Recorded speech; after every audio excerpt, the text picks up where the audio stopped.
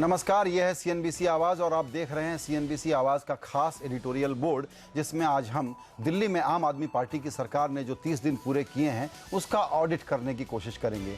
30 दिन ज़्यादा नहीं होते, लेकिन अरविंद केजरीवाल और उनकी टीम के लिए एक महीना भी काफ़ी एक्शन भरा रहा। काम से ज़्यादा केजरीवाल की सरकार अपने तौर तरीकों की वजह से चर्चा में रही। आज आवाज़ एडिटोरियल बोर्ड में हम कर रहे हैं आपकी दिल्ली सरकार के दफ्तर और दफ्तर से बाहर के कामकाज का ऑडिट। हमारे साथ शामिल हो रहे हैं राजनीतिक विश्लेषक पुरुषोत्तम अग्रवाल, फ्यूचर ब्रांड्स के सीईओ संतोष देसाई और आपके प्रवक्ता आशुतोष। आप सभी मेहमानों का वक्त निकालने के लिए शुक्रिया। पहला सवाल पुरुषोत्तम जी, एक संदर्भ सेट करने के लिए आपसे पूछा जाए। बड़ा सिंपल सा सवाल है कि आपकी जो झाड़ू है वो दिल्ली में एक राय है कि सफाई कर रही है और दूसरी राय है कि वो सफाई कम कर रही है, धूल ज़्यादा उड़ा रही है। आप कौन सी राय से इत्तेफाक रखते हैं? दोनों में से किसी से भी नहीं। ये दोनों राय बेसिकली अतिवादी राय हैं और जैसा कि आप जानते हैं आमतौर से सच्चाई छोरों के बीच में होती है, अतियों के बीच में होती है। मैं ये मानता हूं कि आम आदमी पार्टी ने पिछले एक महीने में कुछ महत्वपूर्ण काम किए हैं, संकेत दिए हैं, संदेश दिए हैं, लेकिन मैं साथ ही ये भी मानता हूं कि अनावश्यक विवाद भी खुद आम आदमी पार्टी ने अपनी गतिविधियों से उत्पन्न किए हैं और जिस तरह संकेत दिए हैं उसी तरह कुछ लोगों को संदेह करने के अवसर भी दिए जी। और इसलिए आम आदमी पार्टी का ये जो पिछला एक महीना है इसको मैं केवल उपलब्धियों का समय भी नहीं मानूंगा और इसको केवल समस्याओं का समय भी नहीं मानूंगा। जी आशुतोष, आप क्या कहेंगे? आपने पुरुषोत्तम जी की राय सुनी।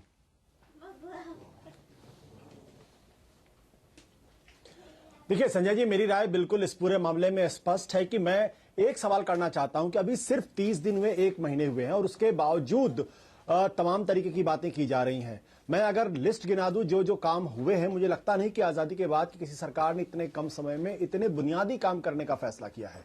पहली चीज, हमने वायदा किया था कि बिजली के दाम हम जो है वो आधे कर देंगे। दूसरा, हमने कहा था कि पानी जो है वो 700 लीटर मुफ्त दिलाने की कोशिश करेंगे। हमने ये भी कहा था कि जो बिजली कंपनियां हैं उनका ऑडिट किया जाएगा। हमने ये भी कहा था कि 5500 के आसपास जो ऑटो हैं वो एनसीआर रीजन में उनके लिए अलग से परमिट दिया जाएगा ताकि वो फ्रीली मूव कर सके। इसके अलावा जो मिलेनियम बस डिपो था जो ठीक जमुना के ऊपर बना हुआ था, शीला दीक्षित के जमाने में बहुत कोशिश के बावजूद उसको हटाया नहीं जा सका, उसको हटाने के आदेश दे दिए गए। साथ ही साथ भ्रष्टाचार पर लगाम लगाने के लिए हेल्पलाइन जारी की गई है और लोगों को कहा गया है कि आप पैसे जो आपसे मांग रहे हैं उनसे आप उनका स्टिंग ऑपरेशन करिए और करके हमको दिखाइए। आपको जान के हैरानी होगी, शायद जो बड़े और धनी लोग हैं उनको इस बात का एहसास नहीं होगा, लेकिन आज अगर आप दिल्ली के सरकारी दफ्तरों में जाएं तो आपको इस बात का एहसास होगा कि वहां भ्रष्टाचार पर काफी हद तक अंकुश लगने में कामयाबी मिली है। इसके अलावा हमने और भी बहुत सारे काम किए जिसकी तरफ लोगों का बिल्कुल आशुतोष, अभी हाँ और उसकी लोकपाल का काम काफी हद तक लगभग पूरा हो चुका है जो कभी भी किसी दिन खबर बन सकती है। बिल्कुल, लोकपाल पर आप उम्मीद करते हैं कि जल्दी ही इसको अंजाम दे दिया जाएगा। संतोष देसाई जी भी हमारे साथ जुड़ गए हैं। संतोष जी, आपको कैसा लगा दिल्ली में ये जो एक महीना गुजरा? काम की उपलब्धियां जो हुई हैं वो अभी इन्होंने गिनाई आशुतोष ने, लेकिन जो राजनीति के तौर तरीके को बदलने की बात, स्वच्छ राजनीति बनाने की बात, एक विनम्र आम आदमी की ताकत को बढ़ाने की बातें जो हुई हैं, उसके संदर्भ में पिछला महीना आपको दिल्ली में लगा कैसा? नहीं, मेरे ख्याल से ये आप अगर दोनों तरफ से देखें तो काफ़ी चीज़ें ऐसी हैं जो अगर आप एक महीना देखें और देखें कि आपने जो काम किया है वो सही बात है कि अगर आप किसी और पार्टी का देखें इस तरह का शासन तो आपको शायद ना दिखाई दे। इस तरह की जो जल्दी में है ये पार्टी कुछ ज़्यादा, उससे फ़ायदा भी है जो उसकी वोटर्स हैं और जो दिल्ली वासी हैं उन्हें फ़ायदा भी हुआ है, काम काफ़ी हुआ है। और क्योंकि बहुत जल्दी में है ये पार्टी इसलिए और ये जो खेल है पूरा पॉलिटिक्स का और किस तरह से पेश आना, किस तरह से एक्चुअली हर एक चीज़ में ये इस तरह की जो जल्दबाजी है वो शायद हर बार वो रिजल्ट्स नहीं देती। कई चीज़ों में जहां उनके पास पहले के प्रोग्राम्स थे, प्रोमिसेस थे, क्लैरिटी थी, जहां वो प्रोग्राम के अनुसार वो गए हैं, उन्होंने मेरे ख्याल से काफ़ी काम किया है। जहां वो नई चीज़ें जैसे जो हुआ सोमनाथ भारती वगैरह के साथ, वो जो उनके प्रोग्राम में है नहीं, ये मुद्दे, ये उन्होंने किस तरह से क्यों ये किया, ये मेरे को थोड़ा उसमें ऑलवेज थोड़ा वो डाउट रहा है कि क्यों ऐसा, ये क्यों एक और चैप्टर खोलना और एक फ्रंट खोलना, ये समझ नहीं आया मेरे को। मगर तो देखें तो दोनों तरह से आप देख सकते हैं। अगर आप पॉजिटिव साइड पे देखें तो बहुत कम हुआ, ये बात सही है। और आप उनका जो एक तरह से नयापन है और नौसिखिए हैं जो पॉलिटिकली, उसका भी काफी प्रदर्शन हुआ है। जी, आप पॉलिटिकली नौसिखिए कह रहे हैं, तो आप ही की बात को मैं यूं इंटरप्रेट करूंगा कि ये नौसिखियापन कम है, जल्दबाजी इसलिए ज्यादा है कि सामने लोकसभा के चुनाव हैं, इसीलिए कुछ वादे तो इन्होंने जल्दी में पूरे किए। और तौर तरीकों का जहां तक सवाल है, उसमें जो एक आम तौर पर कमेंट्री आ रही है, जिस पर डिबेट होगी ही और आशुतोष उस पर कमेंट देंगे, वो ये कि किसी तरीके से जनता के गुस्से को उभारना, उस गुस्से से अपने को जुड़ा हुआ बताना, ताकि लोकसभा में अब इनको एक वाजिब उम्मीद हो गई है कि शायद बहुत सारी सीटें जीत जाएं, साथ ही साथ जीत जाएं। तो ये जल्दबाजी दरअसल लोकसभा का फायदा उठाने की है और चुनाव जीतने की है। ये इंटरप्रिटेशन भी मैं निकाल सकता हूं आप ही की बातों के आधार पर। अगर ये इंटरप्रिटेशन से आप सहमत नहीं हैं तो उसको भी आप क्लैरिफाई करिएगा। लेकिन यही सवाल लेकर के पुरुषोत्तम जी के पास चलते हैं। जल्दबाजी क्यों है, जैसा संतोष जी ने सवाल उठाया, आप क्या समझते हैं पुरुषोत्तम जी? नहीं, मैं आपके विश्लेषण से सहमत हूं संजय, जल्दबाजी उसी कारण है। और असल में मजेदार बात यह है कि अपनी ओर से जल्दबाजी है, लेकिन जब 1 महीने के कार्यकाल पर कोई प्रतिकूल टिप्पणी होती है तो आम आदमी पार्टी की 2 स्टैंडर्ड प्रतिक्रियाएं होती हैं। एक तो ये कि हमें आप 1 महीने में जज मत कीजिए, और दूसरा ये कि आप कहीं ना कहीं जो है वो भ्रष्ट सिस्टम को डिफेंड कर रहे हैं या समर्थन उसको दे रहे हैं। मैं 2 बातें कहना चाहता हूं संजय। एक तो ये कि आम आदमी पार्टी के लोगों को ये समझना पड़ेगा कि उनके आकलन में अगर जल्दबाजी दिखती है उन्हें, तो उसका कारण ये है कि वो स्वयं इस जल्दबाजी से उपजे हैं, वो एक तरह की बेचैनी से उपजे हैं।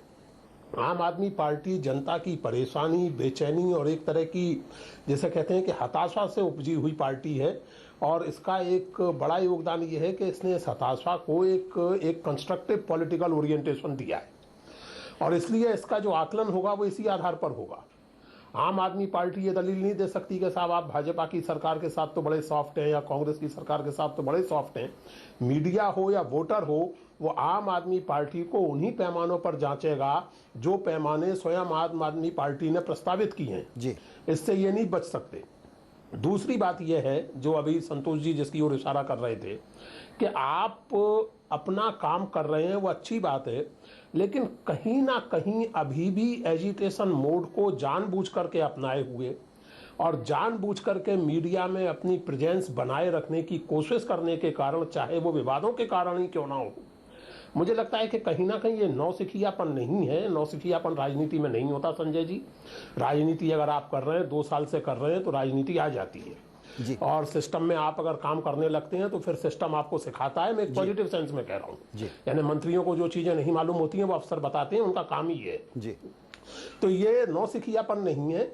मुझे लगता है कि या तो ये अपरिपक्वता है, या सिस्टम को, डायनेमिक्स को समझने से जानबूझकर इनकार करना है, और या फिर pure and simple political strategy है कि फ्रस्ट्रेशन के साथ आइडेंटिफाई करते रहिए ताकि 2-3 महीने बाद होने वाले लोकसभा चुनाव में उसका भरपूर फायदा उठाया जा सके। बिल्कुल। आशुतोष, यहां आपके पास आऊंगा कि जनाक्रोश को एक्सप्रेस करना अच्छी बात है, मास हिस्टीरिया को समझ करके एक अपॉर्चुनिटी लीडरशिप के लिए हो तो कैप्चर करना अच्छी बात है, लेकिन लोकतंत्र में हमेशा जनाक्रोश को भड़काना अच्छी बात नहीं है। लीडरशिप का काम है कि जनता को गुस्सा भी आया है तो उसका कंस्ट्रक्टिव सॉल्यूशन निकाले, न कि लगातार उस गर्मी को, उस टेम्परेचर को वो बढ़ाता रहे। मेरा अपना जो विचार है इसमें आशुतोष, वो यही है कि आपकी पार्टी जो है वो इस असंतोष को भड़का रही है इस आशा में कि इससे हमारे वोट बढ़ेंगे।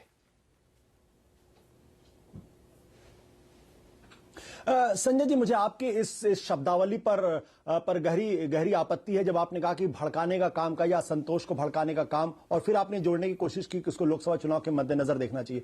मेरा अपना मानना इस पूरे मामले पे जरा दो तरफा है। पहली बात, मैं अपनी बात को थोड़ा और स्पष्ट कर दूं कि मैंने पहले सिर्फ वो मुद्दे गिनाए थे जिनको हमने लागू करने की कोशिश की थी, लेकिन कुछ बुनियादी फर्क जो हमारे सरकार को दिल्ली में आने के बाद नजर आ रहे हैं वो ज्यादा गहरे और ज्यादा जमीन पर। पहली बात, पहला असर हमारा यह है, या हमारा परफॉर्मेंस आप इस आधार पर कह सकते हैं कि राजनीति और प्रशासन दोनों सादगी के साथ किए जा सकते हैं, बिना बेईमानी के किए जा सकते हैं, बिना लाल बत्ती लगाई किए जा सकते हैं, बिना गहरा सुरक्षा के तामझाम के किए जा सकते हैं, बिना बंगलों में रहे किए जा सकते हैं। तो राजनीति के अंदर जो शुचिता है, सॉरी आशुतोष, यहाँ 1 मिनट के लिए टोकूंगा। प्रशासन के आशुतोष 1 मिनट के लिए तरीके टोकूंगा से नीचे तक उतारने की कोशिश। आशुतोष जी, यहां मैं छोटा सा एक पॉइंट उठाऊंगा जी, कि ये सबको पता है कि ये जो सुरक्षा नहीं ली गई है उसके कारण दिल्ली और यूपी की पुलिस ज्यादा तादाद में ज्यादा परेशानी झेल रही है, जहां तक अरविंद केजरीवाल की सिक्योरिटी और मूवमेंट का सवाल है। पहली बात। दूसरी बात, पहले तो भाई 4-4 कमरों के 2 मकान ले लिए ना, आलोचना के बाद सादगी की याद आई। तीसरी बात, लाल बत्ती की जरूरत इसलिए नहीं है कि अब तो सफेद टोपी दिल्ली में लाल बत्ती की तरह से डरावनी हो गई है।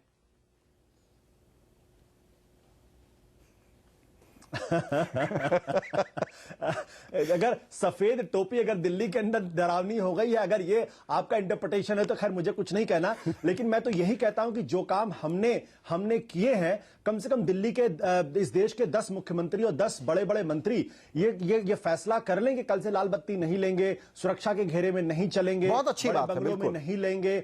कम से कम अरविंद केजरीवाल इस बात को लेकर वो रिएक्ट करते हैं कि अगर बड़े बंगले लेने की बात आती है, अगर वो सवाल खड़ा होता है तो वो फौरन मना कर देते, नहीं मुझे बड़े बंगले नहीं, मुझे बड़ा फ्लैट नहीं चाहिए, मैं छोटे फ्लैट में मैं संतुष्ट रहूंगा। सवाल इस बात का नहीं है, सवाल इस बात को लेकर यह है कि आखिर राजनीति के अंदर सादगी क्या एक बड़ा मूल्य नहीं हो सकता है क्या? और कम से कम आम आदमी की सरकार ने दिल्ली के अंदर यह साबित करने की कोशिश की है, जिसको कुछ लोग कहते हैं कि आप असंतोष को भड़काते। मुझे लगता है कि सुरक्षा की जब बात होती है तो दिल्ली की सुरक्षा और केंद्र की सुरक्षा दोनों को अब यह समझना पड़ेगा कि ऐसी सुरक्षा क्यों दी जाए, ऐसी सुरक्षा क्यों ना दी जाए जिससे किसी को तकलीफ भी ना हो और जो जिस आदमी को सुरक्षित रखना है उसकी जो प्राइवेसी है वो भी खतरे में ना। बिल्कुल, ये अपने कार्य प्रणाली में सुरक्षा एजेंसियों को बदलाव लाना पड़ेगा। जी पुरुषोत्तम जी, आप कुछ कहना चाह रहे हैं, लेकिन उसी में यह सवाल कि सुरक्षा या सादगी का जो मसला है उसमें एक नई तरह की बात करने की आम आदमी पार्टी कोशिश कर रही है, इसके मेरिट को क्यों ना देखा जाए? नहीं, बिल्कुल देखा जाए और ये बहुत स्वागत योग्य बात है। मेरा केवल इतना कहना है कि सुरक्षा और सादगी का जहां तक सवाल है उसको आम आदमी पार्टी अभूतपूर्व ना कहे। ये सही है कि इन दिनों और पिछले कई दिनों से हमारे दिमाग में नेता का एक इमेज बन गया है कि साहब वो उसकी औकात और हैसियत कुछ हो या ना हो उसको 2-4 बंदूक वाले घेरे रहते हैं। लेकिन ये भी सही है कि इसी देश में इंद्रजीत गुप्त हुए हैं, इसी देश में कुशाभाऊ ठाकरे हुए हैं, इसी देश में इसी समय नृपेंद्र चक्रवर्ती मुख्यमंत्री हैं। तो इसकी अभूतपूर्वता का दावा ना करें। एक बात तो ये, मैं इस बात से बिल्कुल सहमत हूं आशुतोष की कि सुरक्षा होनी चाहिए, लेकिन वो इंट्रूसिव किस्म की नहीं होनी चाहिए कि लोगों को परेशानी होने लगे, लोग परेशान होने लगे, चिढ़ने लगे।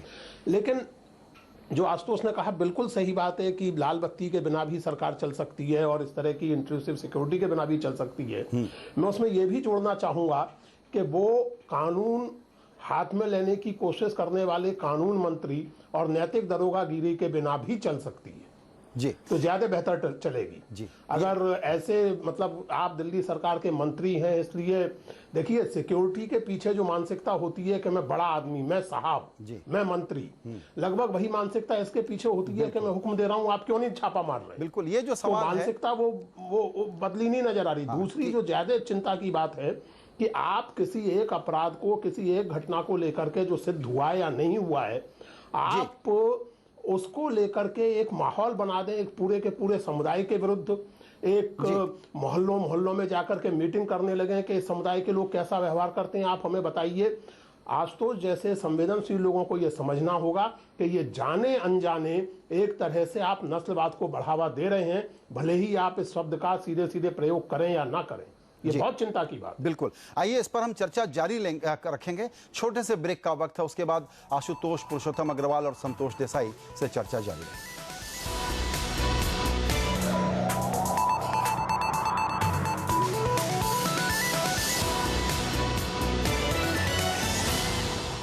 सीएनबीसी आवाज पर आप देख रहे हैं एडिटोरियल बोर्ड में चर्चा पुरुषोत्तम अग्रवाल, संतोष देसाई और आशुतोष के साथ इसी बात पर कि हालांकि हनीमून पीरियड के तौर पर सरकारों के कामकाज का आकलन तो 1 साल 6 महीने आजकल चलन हो गया है कि 100 दिन पे भी कर लो, लेकिन ये जो पॉलिटिक्स चली है इंस्टेंट ग्रेटिफिकेशन वाली, उसमें 30 दिन भी एक लगता है कि मौका है जब आम आदमी पार्टी की दिल्ली की सरकार का एक आकलन किया जाना चाहिए। संतोष जी, आपने अभी सारी बातें सुनी, उसमें से जो बात पुरुषोत्तम जी ने रखी, इशारा ये था कि सोमनाथ भारती ने जो किया वो कैमरा एक्टिव था, यानी उसको दिखाना था इसलिए किया गया। कुछ इवेंट गढ़े जाते हैं ताकि आप अपनी मैसेजिंग को और ज्यादा एम्पलीफाई कर सको, ये एक आलोचना बार बार आती है। आंदोलन के वक्त तक तो ठीक था, लेकिन सरकार में आने के बाद टीवी का ध्यान रख करके रणनीति बनाना, ये एक तोहमत इन पर लगती है। दूसरा ये है कि नहीं, आप लोग तोहमत कहते हैं इसको, ये हमारी राजनीति का नया तरीका है, इस व्याकरण को आप लोग नहीं समझ सकते कि अब तो आज और अभी तत्काल फैसला होना चाहिए। क्या कहेंगे आप? मैं कहूंगा कि जो मेड फॉर टीवी, अगर आप जो जिस तरह से आप एक मैन्युफैक्चर करते हैं कोई इस तरह का इवेंट, वो आजकल आप देखें तो वो सिर्फ आम आदमी पार्टी नहीं, वो अगर आप देखें मोदी की स्ट्रेटजी देखें बीजेपी में भी, वो भी आप देखेंगे कि जो टेलीविजन के नज़र से आप इवेंट का रचना, ये पॉलिटिकल स्ट्रेटजी मेरे ख्याल से कॉमन स्ट्रेटजी है। यहाँ जो एक जो यहाँ फर्क ये है, जैसे पुरुषोत्तम जी ने कहा कि ये वो एक बुनियादी प्रॉब्लम है। ये सिर्फ एक, ये अगर आप एक इवेंट आप मैन्युफैक्चर करते हैं तो वो आते जाते हैं, उसमें कोई बड़ी बात नहीं। मगर यहां आप जब ये आप मानने लगे कि आप किसी कॉन्स्टिट्यूएंसी को जो रिप्रेजेंट कर रहे हैं उसका कोई भी आप एक इंसिडेंट लेके डायरेक्टली बाईपास करें मैकेनिज्म्स को, प्रोसेसेस को, और उसे डायरेक्टली इन्फ्लुएंस उसे करना चाहें, तो ये मेरे को आश्चर्य इसलिए होता है कि अगर आप देखें आम आदमी पार्टी का जिस तरह से उनका जोर है जन लोकपाल बिल में, वहां उनकी जो मान्यता है ये है एक मैकेनिज्म पे कि ये एक इंस्ट्रूमेंट है जिसकी जो करप्शन के साथ, अगर आप उसे कह सकते हैं कि ये सही है गलत है वो अलग है, मगर ये इंस्ट्रूमेंट और एक मैकेनिज्म है। यहां अगर आप देखें तो वही कोई इंस्ट्रूमेंट और मैकेनिज्म का यहां आपने बाईपास किया। आपने कहा आपको कुछ सूझा, आपको कुछ लगा गलत हो रहा है, आप पहुंच गए कुछ लोगों के साथ। ये तो बिल्कुल ट्रेडिशनल, ये अब शिवसेना और आप में फिर क्या फर्क रहा? अगर आप 10 लोग के साथ घुस के पुलिस स्टेशन में जाके बवाल करें और कहें जो मैं कह रहा हूं वो सही है या नहीं, उससे कोई मतलब नहीं। ये जो इस तरह का जोर लगाना, ये बुनियादी तौर पे गलत है। आप अगर मैकेनिज्म्स और प्रोसीजर्स और प्रोसेसेस में बिलीव करते हैं तो आप उसे नाइए। आप इस तरह का डायरेक्ट एक्शन करेंगे, ये मेड फॉर टीवी है वो तो अलग बात है, मगर ये मेरे ख्याल से बुनियादी तौर पे ये गलत बात है, आम आदमी पार्टी के अभी तक की सोच विचार और धारणा के खिलाफ है मेरे हिसाब से। बिल्कुल। आशुतोष, यहां पर यही सवाल जो है कि साध्य जो है महत्वपूर्ण है, लेकिन साधन भी उतना महत्वपूर्ण है, ये एक पुरानी बात है।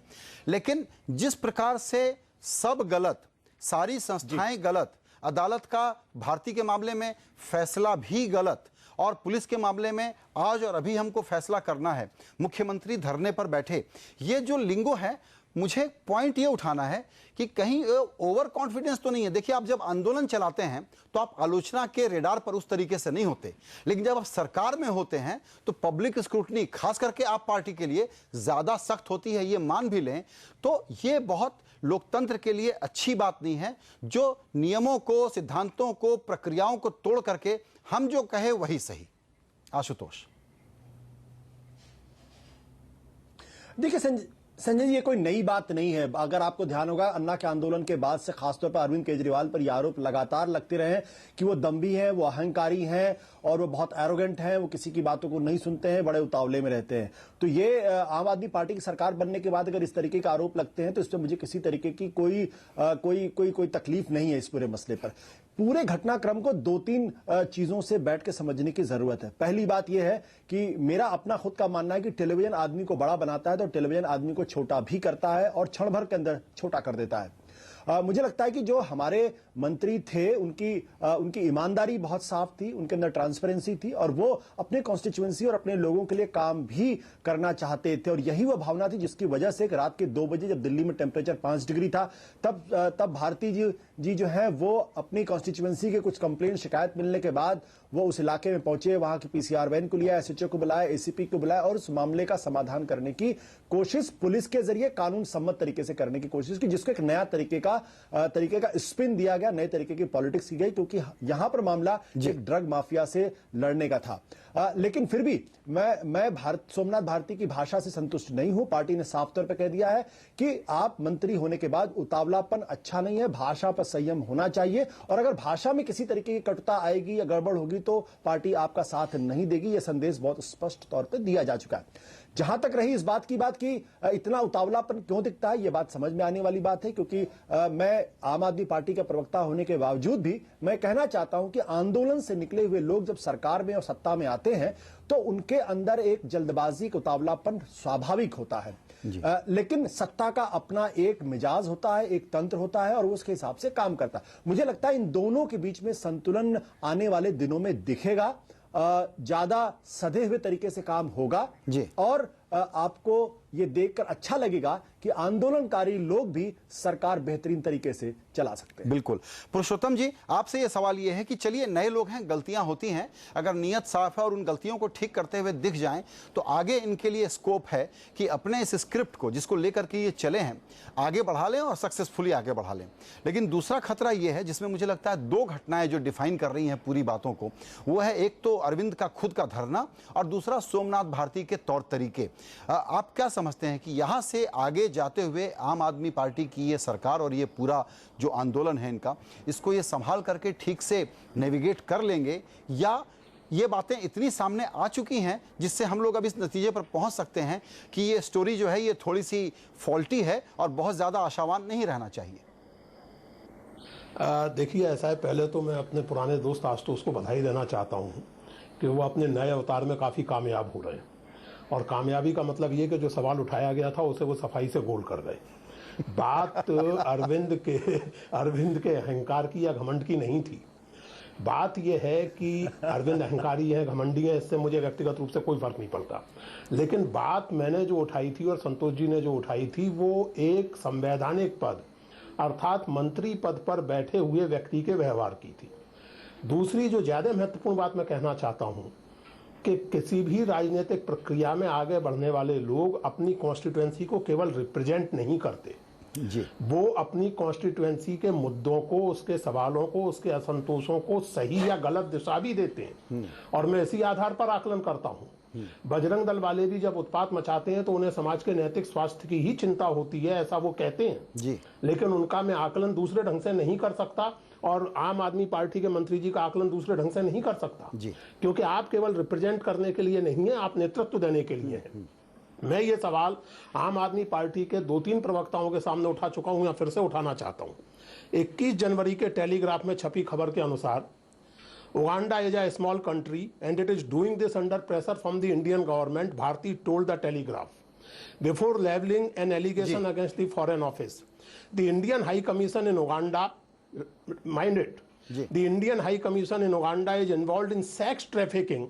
That is why the Indian government is covering this up. जी, अब आइए पुरुषोत्तम जी, coming from the minister of a state government, such a serious accusation against one of our high commissions, it's an extremely serious matter. बिल्कुल ठीक है, ये एक specific point है, लेकिन हाँ अभी हम लोग चूंकि 1 महीने का आकलन कर रहे हैं तो ठीक है, ये वैलिड पॉइंट आपने उठाया। लेकिन अब चर्चा को समापन की तरफ ले जाने के पहले संतोष जी आपसे एक बिल्कुल छोटा सा सवाल। अगर पूरी कहानी को मैं एक लाइन में समेटने की कोशिश करूं तो वो ये है कि आंदोलन की ईमानदारी, इनकी खुद की ईमानदारी जिस पर ये पूरा एक खाका इन्होंने खड़ा किया है, ईमानदारी अच्छे गवर्नेंस का, अच्छे शासन का और लोकतंत्र को रास्ते पर रखने और मजबूत करने का सब्स्टिट्यूट नहीं हो सकती। यानी ईमानदारी है तो गवर्नेंस आप अच्छा कर लेंगे, ये जरूरी नहीं है। अगर ये कंक्लूजन मैं निकालूं तो आप कहेंगे कि मैं सही कह रहा हूं या गलत है? मैं एकदम मैं कहूंगा कि आप, मैं सहमत रहूंगा उससे कि ईमानदारी बहुत इंपॉर्टेंट है, पर वो बाय इटसेल्फ वो काफी नहीं। ईमानदारी तो एक आप डायरेक्शन देती है आपको जी, मगर जो रोज की आपके पास चॉइसेस हैं, रोज के आपके फैसले हैं, आपको नीतियां बनानी हैं, ये आप सिर्फ 5-6 बड़ी बड़ी चीजें आपने बिजली पानी, उसके आगे आपको जब तक आपके पास कोई फ्रेमवर्क ना हो, अपना कोई ढांचा ना हो सोच विचार का, जी। जो अलग अलग लोग आके आपके पार्टी में एक साथ एक तरह से दुनिया को देखें, पॉलिटिक्स को देखें, अपनी कॉन्स्टिट्यूएंसीज को देखें, जी। किस तरह की भाषा प्रयोग करी, इस पे अगर आपके आम सहमति ना हो एक तरह की, तो हर रोज की जो पॉलिटिक्स और हर रोज गवर्नेंस तो रोज का काम है। तो ये जो रोज का काम है वहां इन्हें तकलीफ अभी मेरे को लग रहा है दिखाई दे रही है, जी, जी। क्योंकि उनके पास वो ढांचा नहीं है बिल्कुल। आशुतोष, जो जिसके थ्रू वो ये गवर्न कर सकते। जी आशुतोष, वक्त की कमी है लेकिन बिल्कुल 30 सेकंड में लास्ट वर्ड आपसे वो यही कि लॉन्ग टर्म ऑब्जेक्टिव के सामने ये जो शॉर्ट टर्म लोकसभा दिख रही है, पिछले दिनों के वाद विवाद के बावजूद क्या आप लोगों में ये रियलाइजेशन है कि अपनी सैंक्टिटी और प्यूरिटी के लिए शॉर्ट टर्म गोल का नुकसान होता भी हो तो उठा लेंगे, लेकिन इसको डाइल्यूट नहीं होने देना है और इलेक्टोरल पॉलिटिक्स के लोभ में बहुत नहीं उलझ जाना है? नहीं संजय जी, ना तो हम दीर्घकाल में और ना ही हम लघु काल में किसी तरीके से ऐसा काम करना चाहते हैं जिसकी वजह से जो हमारी बुनियाद है और हमारी विचारधारा है उसमें किसी तरीके का संकट आए। आज की तारीख में हमारे पास दो सबसे बड़ी चुनौतियां। पहली चुनौती है कि एक प्रकार से जो हमारे पास इस वक्त फ्रेमवर्क है, उस फ्रेमवर्क में फैसले लेने के बाद उसको कैसे करीने से उसका इंप्लीमेंटेशन हो, क्योंकि फैसले लेना एक अलग अलग मसला हो जाता है और उसको इंप्लीमेंट कराकर उसके रिजल्ट्स लाना एक दूसरा अलग मसला होता है। यह हमारी सबसे बड़ी चुनौती है। और दूसरी चुनौती इस बात को लेकर यह है कि आप सरकार में रहते हुए भी जो हमारा कमिटमेंट है, जो भ्रष्टाचार के खिलाफ कमिटमेंट है और सत्ता को आम आदमी तक पहुंचाने का और भारत की रिप्रेजेंटेटिव डेमोक्रेसी को पार्टिसिपेटरी डेमोक्रेसी बनाने का, इसको हम कैसे इनके बीच में संतुलन बनाते हुए कर सकते हैं। बिल्कुल, ये बिल्कुल, हमारे बिल्कुल। ख्याल से ये और इसी बड़ी महत्वपूर्ण बात है। इसी संतुलन को आप भी देखेंगे और हम भी देखेंगे। बिल्कुल, इसी संतुलन को और इसी जिसको कहते हैं तलवार की धार पर चलने के कार्यक्रम को हम लोगों को आगे लगातार देखेंगे। और मुझे तो लगता है कि अब 30 दिन के बाद 60वें या 100वें दिन नहीं, 50वां आंकड़ा अच्छा होता है तो मीडिया के तौर पर हम लोग अब 50वें दिन भी फिर से एक बार ऑडिट करने की कोशिश करेंगे। आप सभी मेहमानों का इस चर्चा में शामिल होने के लिए बहुत शुक्रिया।